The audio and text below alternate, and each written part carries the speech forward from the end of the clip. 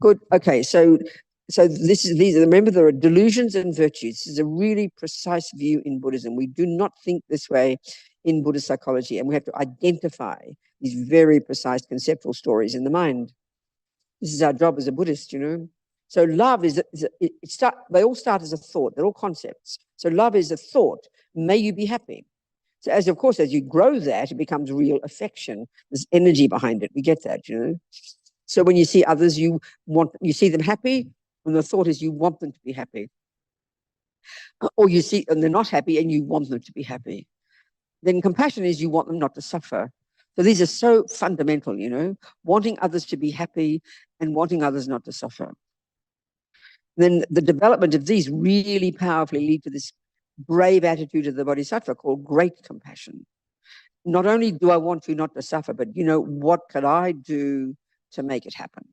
That's the essence of, and then that with all the practice leads to this amazing shift in the mind. When only others occur to you, you finish the job yourself for yourself, So the start here has to be this equanimity. It's a very precise state of mind. It's the foundation, the basis upon which you can grow valid love, compassion, great compassion, bodhicitta. So the thing is, we should ask ourselves, why is it when we see people, when we see people we don't like, who have bad politics or harmful, why is it the thought doesn't naturally arise for us? We've got to ask this. We must ask this. Why does not the thought, may you be happy, naturally arise? Why? Because we have attachment, we have aversion, and we have ignorance. And these absolutely predominate in our minds, even if we're nice people. So as soon as we see a person who is harming others, because our attachment, this is really the point, is not getting what it wants. Our attachment only wants everything to be lovely.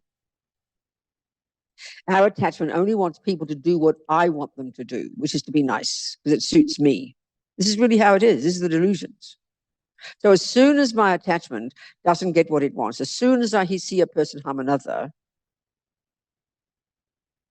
I'll have anger. How dare they do what my attachment doesn't like? Of course, they're harming others, and so we think we are angry with them because we have compassion. No, there's no logic in that. Because we only have compassion for the person they harm. We don't have compassion for that person, and that's the mistake. So we have to do the thinking. We have to be logical. We have to really unpack all these misconceptions in our mind. That's why we have to start at the very beginning. Understand karma and understand the mind. This is fundamental. So when we understand karma, we know why that person is harming, because of the habit of harming from the past. So therefore we know they're suffering. We know they're suffering. It's very clear. And that's why they harm others. So when we know that, at least we have an understanding of why they do it. And then we understand the person they're harming has the karma to be harmed. So then straight away, so then what we have to do is then think, okay, so then I have to step out of all this, get myself out of this.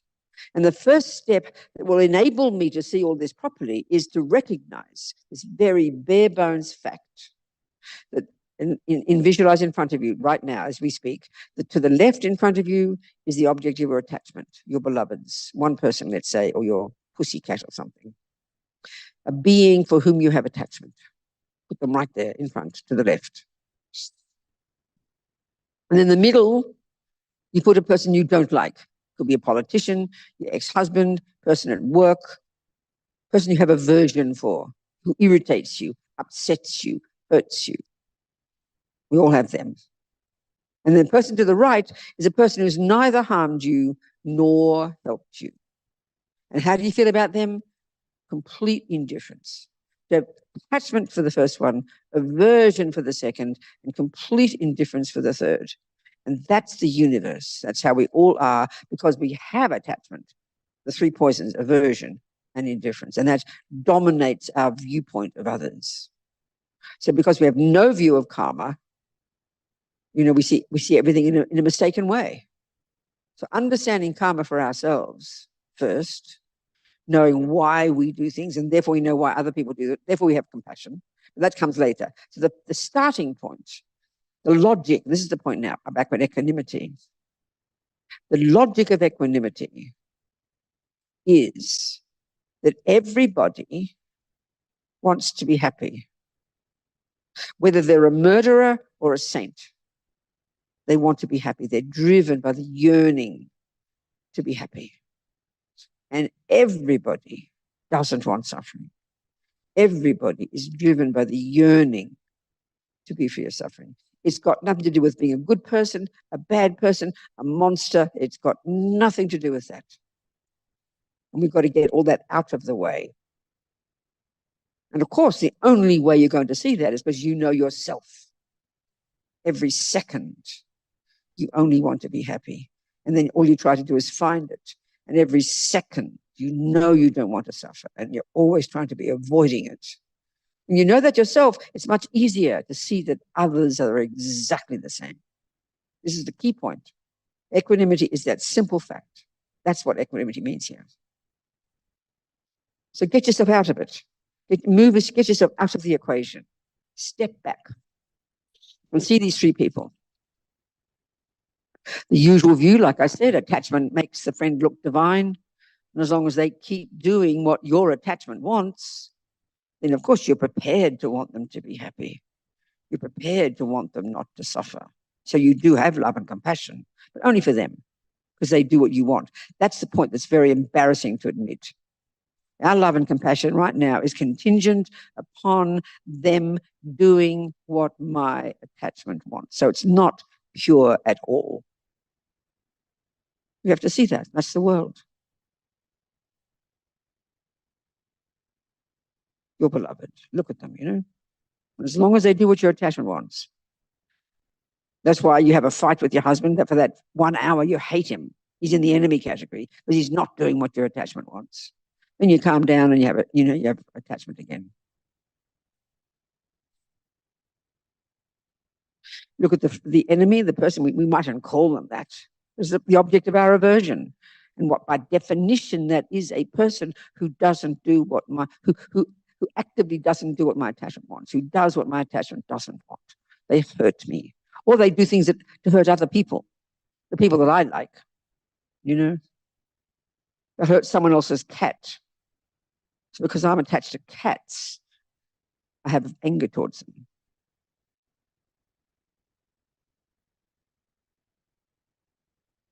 And the stranger, literally, we don't care because we don't even notice the stranger. They don't touch our heart at all because they have simply neither harmed nor helped us.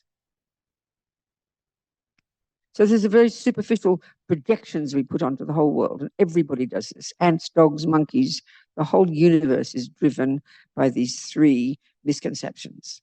Attachment causes the person to look gorgeous. Aversion and indifference, you know.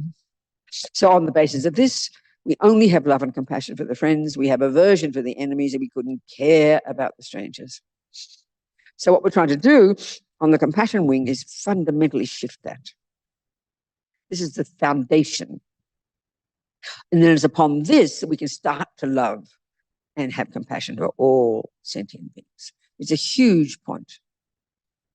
So how do you get it?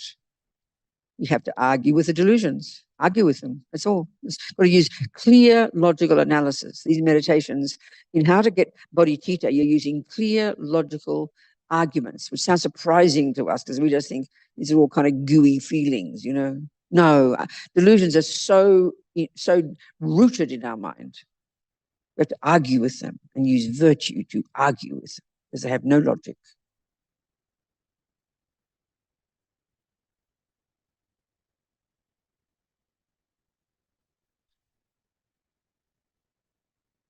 So we know, let's say, the person you did love once, you're in love with, you adored your sister or your mother or your boyfriend, somebody whom you did love once because you were attached to them and they were attached to you and it was close and you were kind to each other and it was so nice, wasn't it? We remember, we all have that.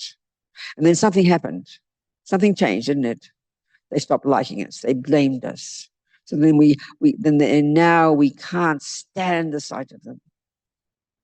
They're in the enemy category. So when we look at those two pictures, they're completely different.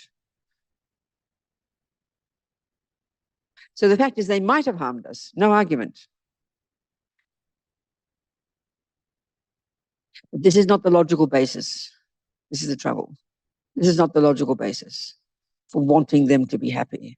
Because we have to prove to ourselves that when they were loving to us and kind to us, we knew they wanted to be happy and didn't want to suffer. We know that, and we wanted to help them be happy.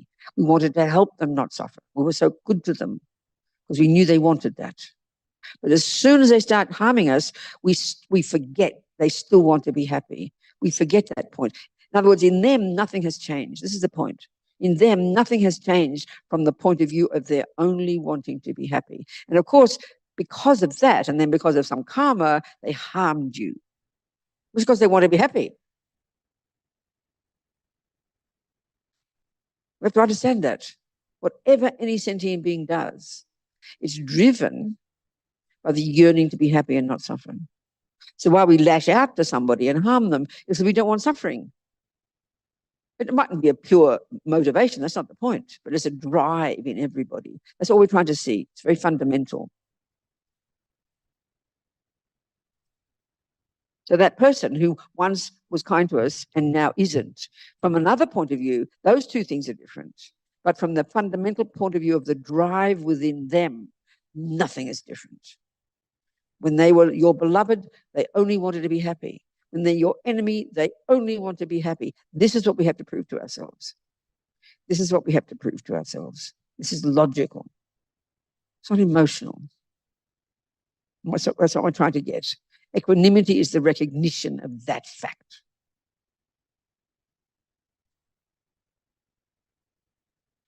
Because everybody's driven by the three poisons. They're the main motivation for what most of us do.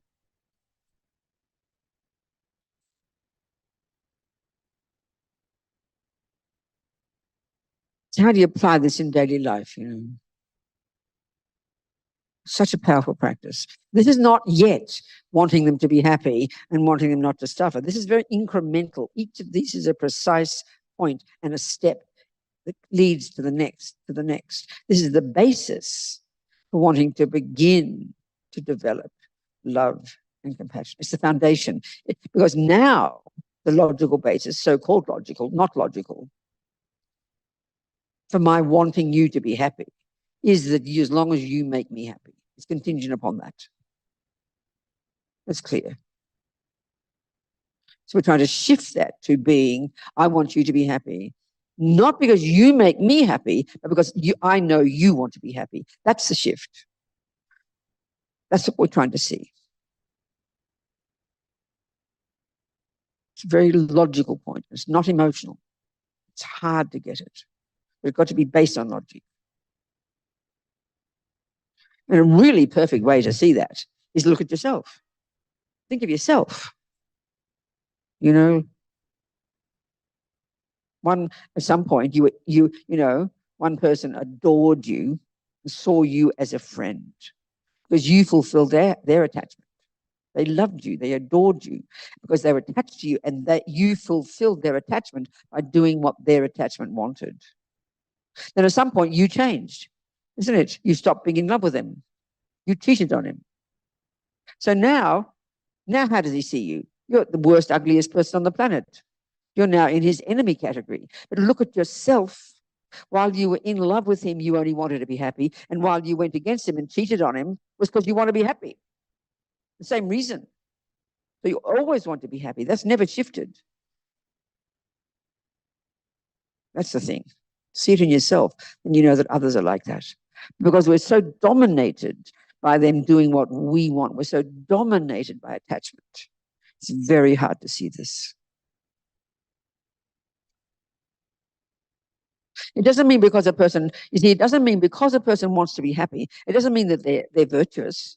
It doesn't mean they're doing good things. Not at all. A pedophile thinks jumping on little girls makes him happy because he's deluded. It's the only reason he does it. That's the thing with everybody. We only do what we do because we think it'll make us happy, whether it's steal, lie, kill, torture. Everybody only does what they do because they want to be happy. This is a shocking thing, but this is the point. We think jumping on little girls will make us happy. We think killing will make us happy. We think torturing will make us happy, depending on the karma we have. That's clear. It's obvious. It's easy to prove. So that's what we're trying to see. Everyone wants to be happy. Whether they make themselves happy, that's another discussion. That's not the point here. It's simply the bare bones fact. This is equanimity, the recognition of this fact. And that becomes the reason, the logical reason for us then to grow slowly, step by step, the wish they be happy. The wish they be happy. That's love. And that doesn't mean you then pat them on the head and think, oh, good, go off and have more little girls because I want you to be happy. It doesn't mean that at all. It's got nothing to do with it. Don't confuse it. Because you know they only want to be happy and don't want to suffer, all sentient beings. This becomes the reason for you to start to develop the wisdom to help them know. This is how you help people.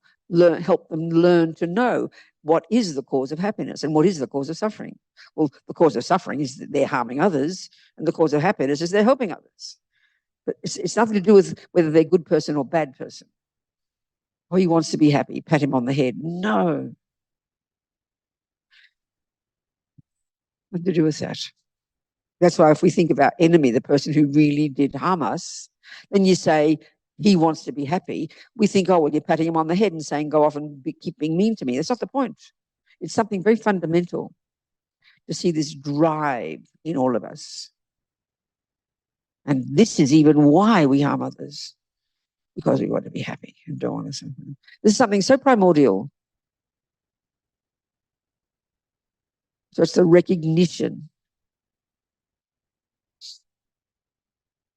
And then, of course, you begin to have love and compassion for them because you can see how they're harming others. It's so terrible. It's how you practice in day-to-day life. You see something, like your sister or your grandchild who annoys you, irritates you, just something simple. Or somebody, next door neighbor, they annoy you. It's called aversion because they're not doing what your attachment wants. And then you act accordingly. But you stop. You just stop. You think, give it a break, Robina. That's her nature. She's irritated. But what drives her is her wish to be happy. What drives all her stupid behavior is her wish to be happy. And as soon as we can say that to ourselves, you can't help but somehow see her as a human being, not just as an object of aversion. Your heart softens. And then you can practice your love and compassion right there. You can immediately realize that she's annoyed because you're doing something to annoy her, because she wants to be happy, So your heart softens. Or like say, I always think, like I say, your divine, say, saintly grandchild whom you adore, and the little irritating little kid next door who picks his nose and is rude. You have aversion for him and complete attachment for your little beloved. It's obvious. But then step back. One, yes, he might be mean. And one, yes, your kid might be gorgeous. That's not the discussion here. It's not the point here. You've got to go beyond that and see that they're absolutely equal in their wish to be happy. They are equal. That's what equanimity is. They're equal in their wish to be happy. They're equal. That's what equanimity is. That they're equal from one point of view. That's it. One point of view. They want to be happy and don't want to suffer. That's equanimity. Not some emotional feeling. It comes slowly from using logic to argue with your delusions. It's not easy, but it's profound. And this is the start, the beginning, the basis, the foundation upon which you can properly grow love, compassion, great compassion, bodhicitta. And eventually, as we get stronger and stronger at this, more and more convinced, more and more loving, more and more compassionate. You're not stupid. You can still see the pedophile and the kind person. You don't, because you've got love and compassion for both, doesn't mean you don't see that one is deluded and one is not. That's silly. Of course, you see the deluded ones. In fact, you have more love and more compassion for the deluded ones, because they are causing, and this is the logic too. This love and compassion is based on karma, understanding karma. They say the bodhisattvas have such compassion for all of us, not even because we haven't realized emptiness, not because we're suffering by someone punching us in the nose, but because we don't understand cause and effect. We don't understand that we cause ourselves our own suffering. So that as a basis, then the bodhisattva would have more compassion for the pedophile than the child. I mean, they have compassion for both, but this is shocking to us. And this is because, first, because of having equanimity, and then because of understanding karma, you know, that the pedophile, every second, out of their incredible delusion, is causing themselves so much future suffering. And it's the future suffering that they can see, not just the suffering now. Because they're doing actions that are harming others, that will cause them to suffer unbearably in the lower realms in future lives. And that compassion is based on this fundamental equanimity.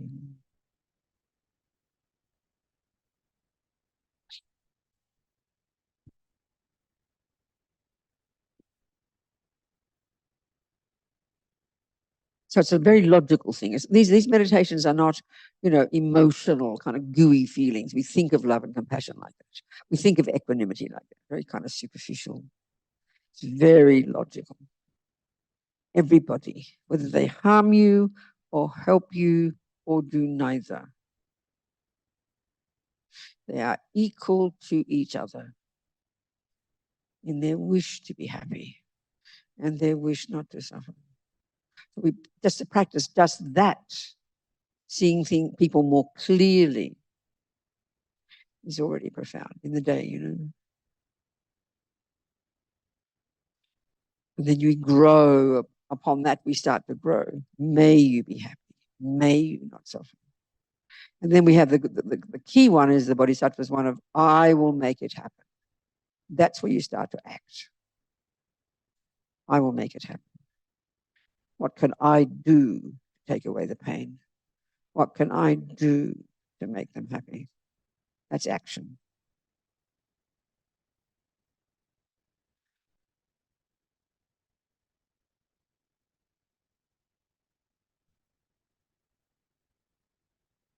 So we finished with the four, what do you call them? What do you call them? I do it all the time. I forget. I'm getting old. What's the name? Immeasurable, thank you, the four immeasurables. Okay. So just think, okay? Think.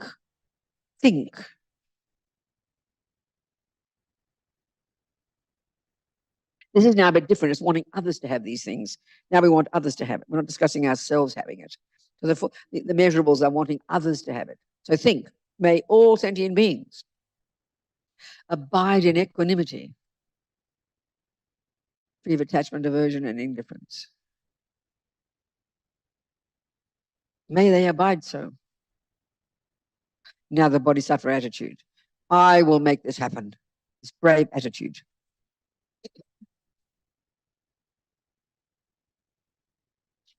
Please, Lord Buddha, bless me to be able to do this. May all sentient beings be free of suffering and its causes. May they be free. I will make this happen. Please, Lord Buddha, bless me to be able to do this.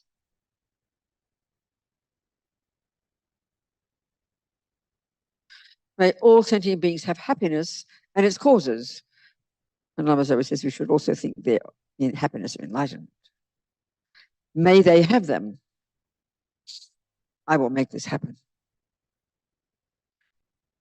Please, Lord Buddha, bless me to be able to do this.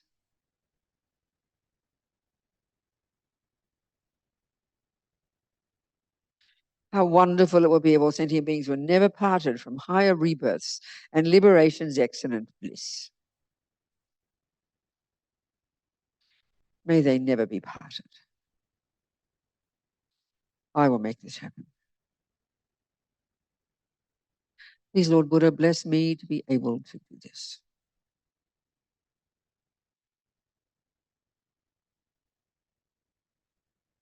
So that's it, people. Understand clearly what equanimity is, the recognition that the person who is kind to me, the person who is mean to me, the person who does neither are exactly the same as each other. From the point of view of their wanting to be happy and not wanting suffering. It's the foundation, the start, the first step, and then actually doing that, wanting them to be happy and wanting them not to suffer, which is love and compassion. Okay, sweet people, thank you so much. Jang Sub Sem Chogram Poche, Ma Ke Panam Ke Guchi Ke Panyam Pa Me Pa Yang, Gong Ne Gong Du Pa Wa Shog. And that's it, and keep moving in whatever part of the day you are. Watch your body, watch your speech, and watch your mind. Keep growing, keep moving, one step at a time. Never giving up. Thank you so much.